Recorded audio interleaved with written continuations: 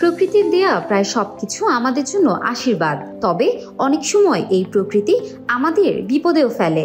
এই যেমন সূর্যের আলো আমাদের জীবনের জন্য অতি প্রয়োজনীয়, কিন্তু এই আলো আমাদের বহু উপকারের কারণ হলেও এতেই লুকিয়ে আছে এক অদৃশ্য শত্রু, আর তা হলো ক্ষতিকর অতিবেগুনি রশ্মি।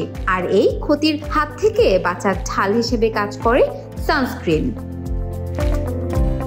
অনেকে ধারণা করেন সানস্ক্রিন শুধু রূপচর্চার উপাদান। সানস্ক্রিনের প্রধান কাজ হলো ত্বকে এক প্রোটেকশন লেয়ার তৈরি করা, যা সূর্যের রশ্মিকে সরাসরি ত্বকের ভেতরে ঢুকতে বাধা দেয়। এছাড়া এটি ত্বকের ক্যান্সার, অকাল বয়সের ছাপ আর দাগ ছোপ থেকে ত্বককে বাঁচাতে ভীষণ কার্যকরী।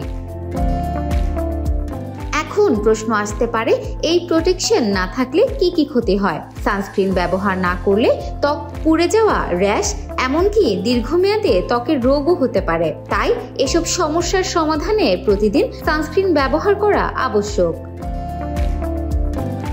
সবচেয়ে উদ্বেগের বিষয় হলো বিভিন্ন কারণে এই পণ্য সবার নাগালে নেই। এর অন্যতম কারণ হলো সানস্ক্রিনের অধিক দাম। বেশিরভাগ সানস্ক্রিন দেশের বাইরে থেকে আমদানি করা হয় বলে দাম বেশি, ফলে দেশের সাধারণ মানুষের কাছে এটি কম গ্রহণযোগ্য।